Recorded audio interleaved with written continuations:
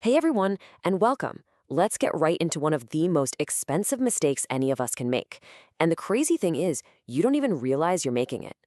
I'm talking about the unbelievable price of waiting, of just putting off your investments for what feels like no time at all.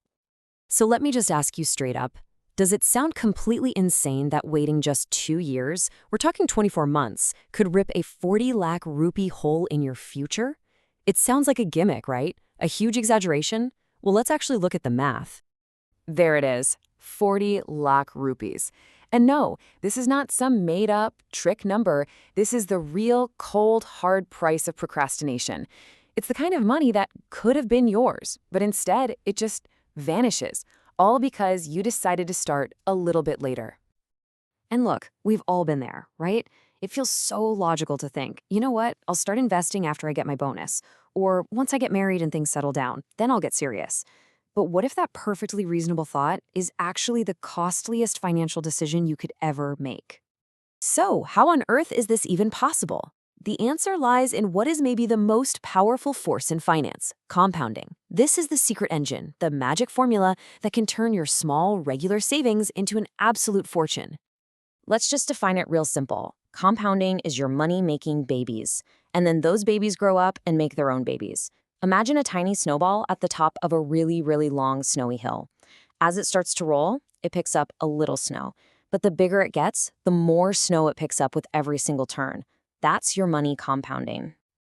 It's this beautiful, powerful cycle. You put money in, that money earns a return, and then those earnings get automatically reinvested. So now you have a bigger pile of money, earning returns. It's a simple, self-feeding loop of growth. The only thing it needs? A nice, long runway to do its thing. Okay, to really see this in action, forget the theory. Let's look at a real-world story. We're going to follow 3 different investors, and the only thing that separates them is when they decided to get started. So, let's meet our 3 friends, Aditya, Dia, and Laksh. Let's assume they're all equally smart. They all invest the exact same amount, 5,000 rupees a month, and they all get a pretty good but totally realistic 12% return each year. The only variable, the only thing we're changing here is their starting age. Okay, look at these results. Aditya, our early bird, starts at 25. By age 60, he has over 3.5 crores. Now look at Thea. She starts just 2 years later, at 27. She ends up with 3.13 crores. And then there's Laksh, who waits till he's 30. He finishes with way less, just 2.35 crores. Remember, they all invested the same amount of cash every month. The outcomes, though, are worlds apart. And seeing it like this as a bar chart, wow, it makes the difference just so much clearer, doesn't it? That gap between Aditya and Divya, that's 40 lakh rupees. The gap between Aditya and Laksh, that's more than a crore. It's a shocking picture of wealth that just evaporated, all because of a little delay. So let's be crystal clear. That first question we asked wasn't a trick. Dia's 2-year pause cost her a fortune. Why? Because those first 24 months of Aditya's investments were the most valuable of his entire life. They had the most time to grow and multiply. That is the insane power of an early start. Now, I know what you're probably thinking. Okay, fine, no big deal. I'll just save way more money later on to catch up. It sounds logical, right? But in the world of finance, it's a dangerous trap. We've all said this to ourselves. It feels like a responsible plan B. But you're not just fighting against your own savings habits. You're trying to fight against exponential math. And trust me, that is a battle that is incredibly hard to win. The numbers here are just brutal. For Dia to end up with the same amount of money as Aditya, she couldn't just invest a little bit more. She would have to almost double her monthly investment for the rest of her working life just to make up for those 2 years she missed. That's not just a small adjustment, it's a monumental challenge.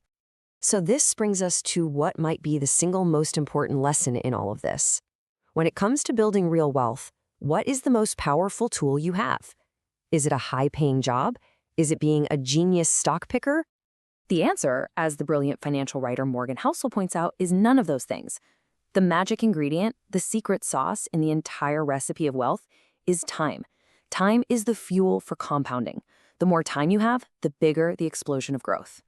I mean, just think about it. Is a higher salary powerful? Yes. Is picking a great stock helpful? Sure. But are they more powerful than time? Not even close. That very first 5,000 rupees you invest at age 25 has 35 years to work for you. The 5,000 you invest at 59, it's got 1 year. Time is the ultimate amplifier. So the message here is pretty urgent, and it's really simple. Later is not free. It has a cost.